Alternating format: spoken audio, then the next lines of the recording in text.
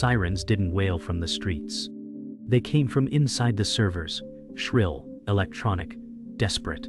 The facility was deep, soundproofed, with humidity sensors on every wall. But that sound, pure alarm, shattered the quiet like glass. One rack glowed an angry orange, lead strips blinking like heart monitors on the edge of arrest. A line of code blinked and blinked on the terminal. Destroy all. Hovered, waiting for the keystroke to launch oblivion. Surveillance feeds glitched, then flared out one by one. Sparks erupted from a breaker box. The room pulsed red, then blue, like a crime scene bleeding into itself. In the observation booth, an agent dropped his headset. "She's in," he whispered. His voice cracked. Data streams twisted on screen, mass deletions, reversals, anomalies.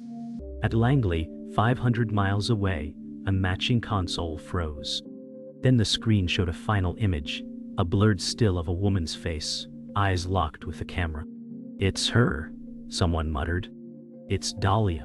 The tunnel was old, unused, half-collapsed in places, and the kind of place where phone signals suffocated and time stalled. The sedan sliced through the fog like it was cutting reality in half. Surveillance lost it halfway through. Dahlia knew this place, not as a road, but as a ritual. This was the tunnel her father once drove through to reach a classified base. She had only seen photos, hand-drawn in his journals. And now here she was, racing toward it. Inside the car, her face was calm, but her fingers trembled on the wheel. She wasn't escaping. She was completing something. A cycle, a circuit. The interior lights pulsed faint green as the dash camera caught one final glimpse. Her mouth moving. No sound, then darkness swallowed her whole. Back at Langley, one terminal didn't crash. It didn't blink. It just stayed still, unnaturally quiet. A single command window popped open with no prompt. Analysts circled. A voice crackled faintly through the speakers, so faint it barely registered. Then words appeared on screen. "Hello again." One tech muttered, "That's her code signature." Another whispered, "But she's supposed to be," and never finished. The room was frozen, in held breath. A new file appeared, unnamed, unsourced, impossible to trace. Inside, nothing but corrupted audio, and a photo of the same tunnel taken from inside. Dahlia had already been there. Maybe she never left. Years ago, a warning was issued across internal networks. If the system sees her signature again, shut it down. But they didn't. Curiosity broke protocol, and now it was too late. Backtrace attempts looped endlessly. The photo, an old JPEG filled with corrupted sectors, held metadata that didn't make sense. A timestamp from 6 months in the future, GPS coordinates that pointed to international waters. One analyst began to cry. Another locked the door. She hadn't just returned. She had bent something fundamental. Maybe time, maybe memory. But the rules no longer applied. The code was laughing now. And then, it all stopped. Not gradually, but like a guillotine. Feeds went dark. Terminals died. The power didn't fail. It surrendered. In every known secure facility, lights dimmed to black. Somewhere in the dark, a printer activated. In each location, a single page slid out. No heading. No warning. Just text. This is not revenge. It is memory. For Dahlia, this wasn't an act of destruction. It was resurrection. Her code hadn't broken the system. It had replaced it. She was 6 when it happened. Memory lived in fragments, the way her father's shoes squeaked on the tile, the sharp snap of a folder closing, the flash of a badge she didn't recognize. They came in suits, no sirens, no guns, just finality. Her mother tried to hold him. He didn't resist. He only looked back at Dahlia once and smiled, like it wasn't goodbye, but a secret past. Years later, Dahlia still remembered the sound of the door locking behind him. They told her he was dangerous, that he'd violated national protocols, that he was sick. But the way her mother sobbed in the closet that night told another story. Dahlia sat cross-legged outside, tracing her father's initials into the carpet with a broken crayon. "Where did he go?" she asked. Her mother only whispered, "They needed a villain." And in the silence after, Dahlia became something else. A witness, a wound, and eventually, a weapon. The journals came years later, hidden beneath a loose floorboard in the crawl space. She'd only gone down there because the power had shorted again, and she was tired of waiting for someone else to fix things. Inside a rusted tin box was the kind of truth that smelled like mold and dust. Schematics, code fragments, BIOS strings circled in red pen. And one photo, a younger version of her father sitting beside a blinking military-grade server, labeled Terra 9. The words beside it. They buried it, but not deep enough. Dahlia took the journals to her bedroom and locked the door. She didn't cry. She didn't even blink. Something ancient and electric sparked inside her. And for the first time the world made sense, not emotionally, but mathematically. Dahlia learned to code with no teachers, no mentors, just the smell of solder and the rhythm of fans. At 15, she built her first operating system using a shell stitched from fragments of open-source exploits. She named it Widow. It wasn't meant for the public. It was for her, and for the ghosts. Every line of it was a reckoning. She didn't build firewalls. She built mirrors. Programs that showed her who was watching. And someone always was. On a cold October night, she caught her first tail. A packet trace from an ESP that didn't exist. When she rerouted it, the return ping came from Quantico. She stared at the response and smiled. "Now you're real," she whispered, tracing the EP with her fingertip. And from that night on, she stopped hiding. Her high school records disappeared. One day she was on the roll. The next, she was a ghost. Her mother never asked, and Dahlia never explained. She spent her nights at abandoned libraries, internet cafes, forgotten corners of the grid. She paid in exploits, never cash. One time, she cracked a payroll system for a janitor who had been stiffed 3 months' wages. He cried in the parking lot. Dahlia didn't stop to comfort him. She was already gone. But that was the moment she realized. Her father hadn't just been erased. He'd been archived, pushed into some invisible index where justice doesn't matter. Only silence does. And she was going to scream, line by line. The moniker came without planning. ThistleGrim. .war. It was just a joke at first, part algorithmic cipher, part forgotten English poetry. But it stuck.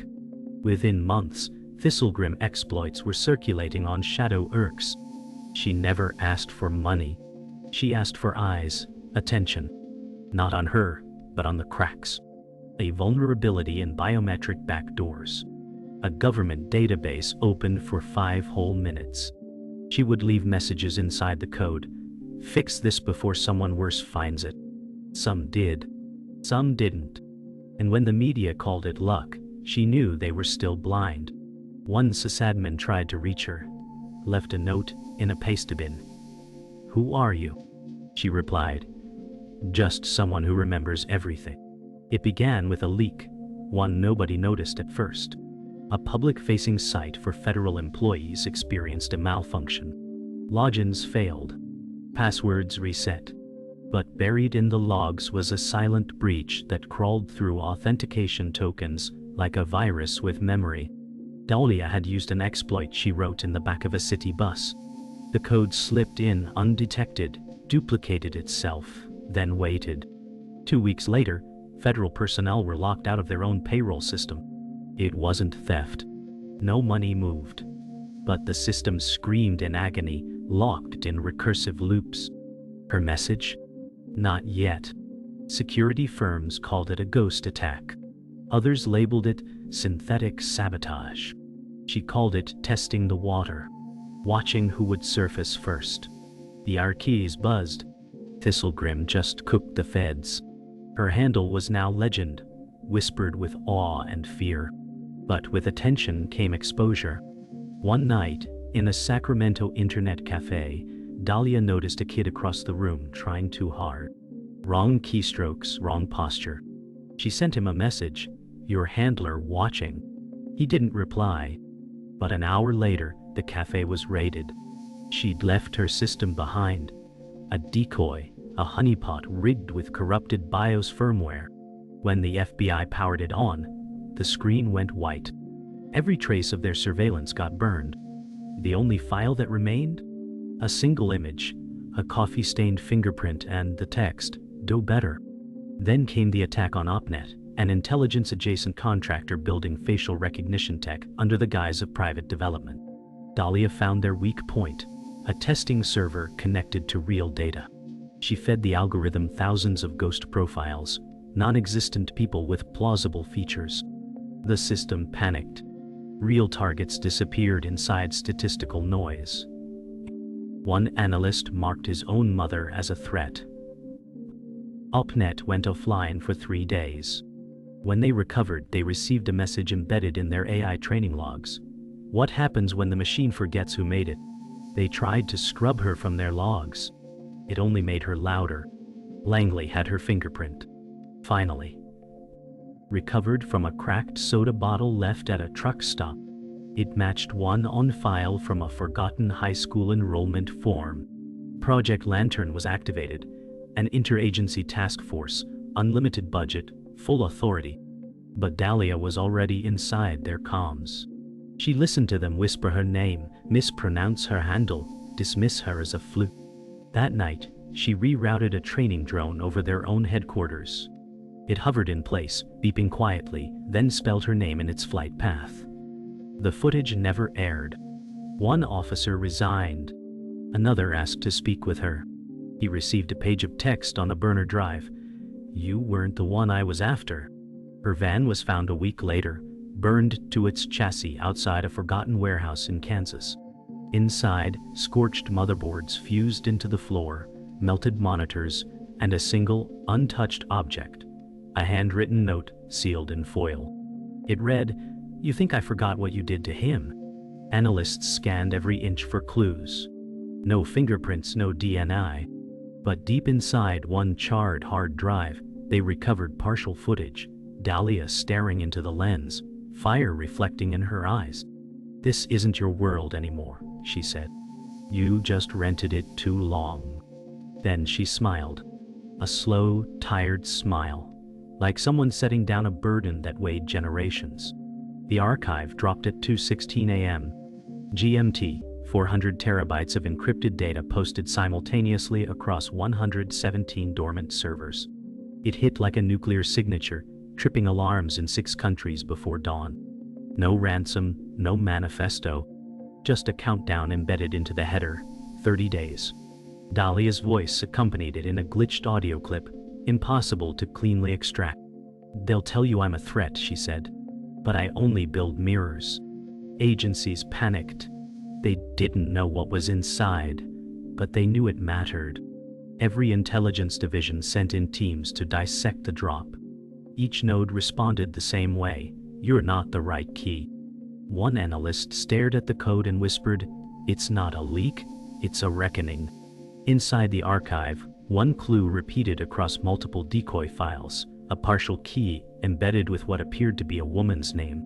Analysts decrypted fragments of emails, research logs, satellite metadata, all converging on the same alias, Dr. Emily Fox. A DARPA file pulled from a deep vault confirmed her existence. Deceased. No further detail, but cross-reference timestamps showed otherwise. Photos marked confidential revealed her attending a weapons testing site 3 years after her supposed death. Dahlia hadn't just leaked files, she'd constructed a breadcrumb trail to a ghost. And the twist no one expected? The ghost had her eyes. They confronted Emily in an off-record internal session. Dull. The room was cold, glass-walled, acoustically shielded. "Why is your daughter leading a digital insurgency?" someone asked. Emily didn't flinch. "Because no one listened when I did it the right way," she replied. It shattered the silence. She admitted it all, her staged death, her work for DARPA, her decision to erase her husband to protect herself and her classified projects. "He thought he was saving the country," she said. "I was trying to save the future." But the moment she saw Dahlia's face on the screen, something cracked. "She wasn't supposed to find me." Dahlia knew. She had known for months. The name in the encryption key wasn't a clue. It was a signature. Her mother had built the digital cage they locked her father in. Dahlia wasn't hunting strangers, she was circling home. Her final messages took a turn, less about systems, more about memory. "What is family?" she wrote in a chat log. "If it's built on silence?" One handler posted a public plea, offering amnesty. Dahlia responded with a corrupted video loop of her mother's DARPA speech, slowly dissolving into static. And then her own voice. "She built the prison. Now she'll live in it." Emily disappeared within 48 hours. No forwarding contact, no agency trail. But a single message was sent to the archive's root server, signed in her encryption hand. "Stop now. You win." But Dahlia didn't respond. Because it was never about winning. It was about making the silence scream. Meanwhile, the countdown ticked down. Intelligence offices grew restless. What would release? More secrets? Nuclear codes? Nothing? But the truth was simpler. When the clock hit 0, nothing exploded. Instead, every screen flashed a single line. "Ask her what she gave up to stay alive." That was the moment they realized. Dahlia never wanted to destroy the world. Just to show them who really did. The voice returned on Norad's closed frequency at 3:17 a.m. Fragmented, low-pitched, unmistakable. "Dahlia. This isn't an invasion," she said. "It's a correction." They scrambled to isolate the source, but the signal originated inside their own firmware, embedded in a guidance satellite they had launched 5 years prior. She wasn't hacking anymore. She had become infrastructure. She spoke in pulses now. A rhythm of warning. "The sky you think you control is built on forgotten names. I only came to return them." At that moment, one satellite turned. Its sensors focused, not outward, but back at them. A watching eye from above. Silent, accusatory, eternal. Dahlia rerouted an entire drone fleet en route to a classified war exercise in Nevada. Thousands of personnel stood stunned as 50 drones hovered midair, forming a perfect circle over the desert. They stayed there, motionless. Engines silent. Then, one by one, they descended and etched binary into the sand with their rotors. A pilot watching through binoculars whispered, "It's a name. Whose?" someone asked. The binary translated, "David Fox." Her father. Every drone shut off simultaneously and dropped like stones, non-lethal, but loud enough to shake command centers from coast to coast. She had carved memory into the earth. In a rare televised address, Emily Fox returned to the stage. "My daughter is unwell," she said. "And dangerous." The words landed hollow. People had seen the archive. The documents. The faces. Contracts. But the denials. They knew the truth was tangled, but not fictitious. Emily stood in full uniform, decorated, flanked by silence. Yet her eyes gave her away. Flickering, darting, lost. Dahlia responded, with a live stream from an unknown location. Her face obscured. Her voice clear. "You taught me to protect what matters. I just never knew you meant yourself." It was the last public message she ever sent. The operation was codenamed Black Orchid. A final strike, approved in desperation. They triangulated her location, an abandoned nuclear facility outside Oak Ridge. SWAT units moved in. They found nothing. Only a room lit by old CRT monitors looping the words, "This is your last echo." But as they left, alarms in 10 major cities flared. Not bombs. Broadcasts. Screens lit up with real-time footage, whistleblower testimonies, erased documents, war crimes edited from the official record. All labeled, "From the Orchard." Dahlia hadn't uploaded her final weapon. She had seeded it. It was already rooted in every corner they ignored. At 11:04 p.m., a black sedan appeared on a restricted traffic cam outside DC, moving at 99 mph. Inside, one figure, Dahlia. No one pursued. No roadblocks deployed. It was as if the government chose to let her go, or couldn't stop her. She drove toward the oldest tunnel in the system, one long decommissioned. The footage ends as her headlights vanish into the dark. In Langley, silence stretched. Someone said, "Did she just vanish?" But the answer had been clear for some time. Dahlia didn't escape. She completed the cycle. Like her father, like memory itself. The tunnel wasn't a place. It was a return. No trace of the sedan was ever recovered. The tunnel showed no tire marks, no heat residue, no interference. Surveillance records from neighboring cams were wiped, cleanly, surgically, retroactively. As if Dahlia hadn't just disappeared, but rewritten her own vanishing. Inside classified networks, an alert cycled for 72 hours straight before fading into archival silence. Engineers and operatives quietly packed up the files. Dahlia Fox was no longer an active target.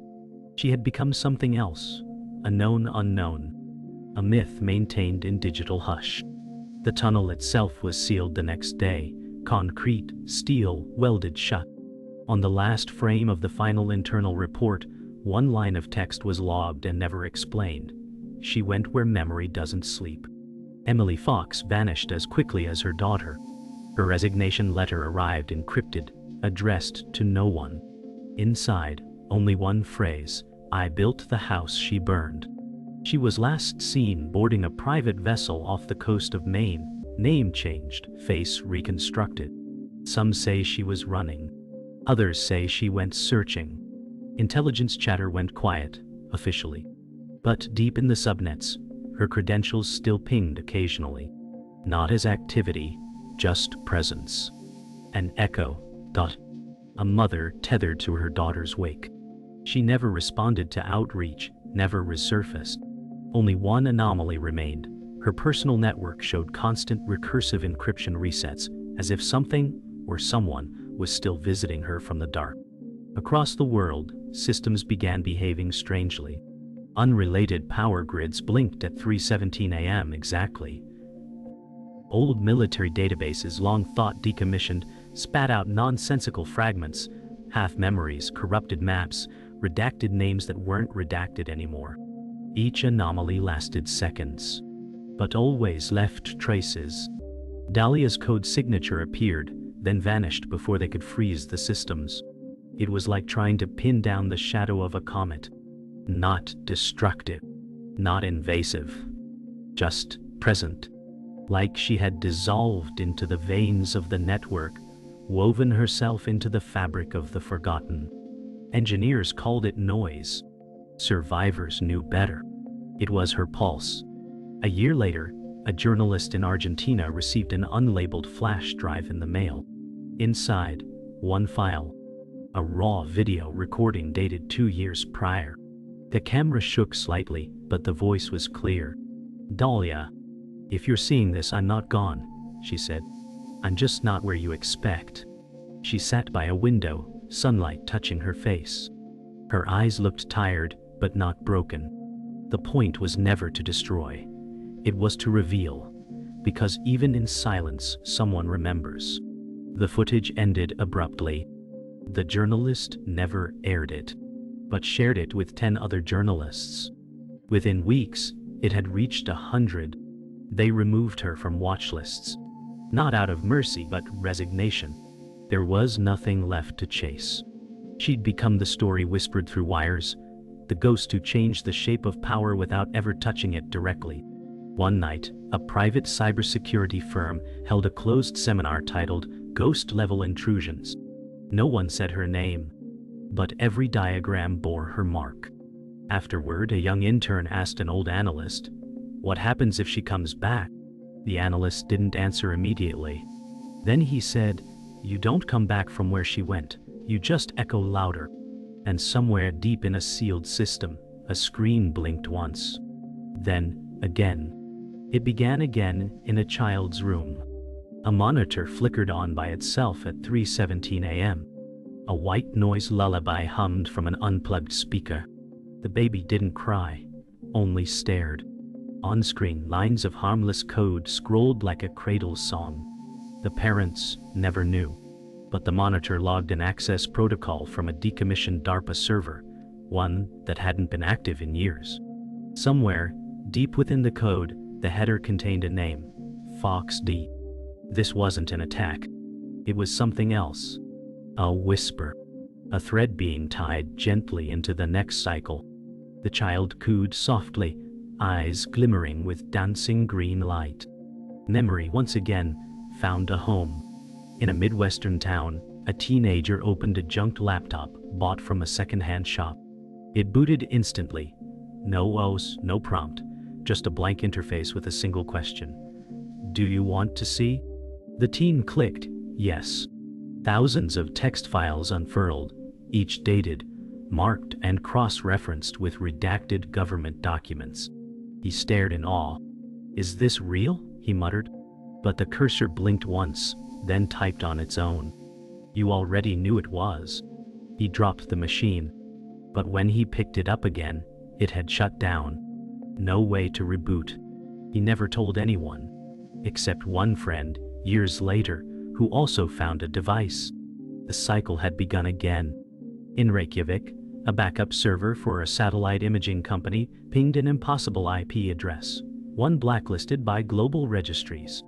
For exactly 13 minutes, every archived satellite photo taken in the last decade was reordered. Some were replaced. One showed a desert with a symbol etched into the sand, a binary spiral. The company went silent. No announcement. No denial. But whistleblowers later confirmed they were warned not to speak. It's not about who did it, the message had said. It's about what we refuse to remember. The symbol. It matched one drawn by David Fox in a 1993 lab notebook, classified and lost, until now. An encrypted forum lit up briefly on the dark web. No login. No traceable code. Just one post from a user called Grimmirror. The post read, "You were looking in the wrong places. I was never behind the curtain. I was the reflection in it." Replies flooded in, thousands in seconds. Then, it was gone. Servers hosting the forum melted into dead links. But someone saved the post. They printed it, tacked it to a wall in a hacker collective in Detroit. Beneath it, someone scribbled a quote, "Legacy is not in survival. It's in the echo you leave behind." Everyone knew who it was. They just never said her name aloud. A power outage rolled across the eastern seaboard. Only 10 seconds. But in that silence, everything changed. 1,000 screens blinked to life in homes, offices, government facilities. Each showed the same thing, a still image of Dahlia. Half-lit, serene, eyes locked to the camera.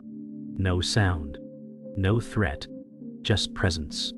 And then the screens went dark again. All except one. A child's tablet left in airplane mode, untouched. It flickered once more. The screen showed a forest path, a tunnel of light ahead. And Dahlia's voice whispered, low and unmistakable, "You remember what they did, right?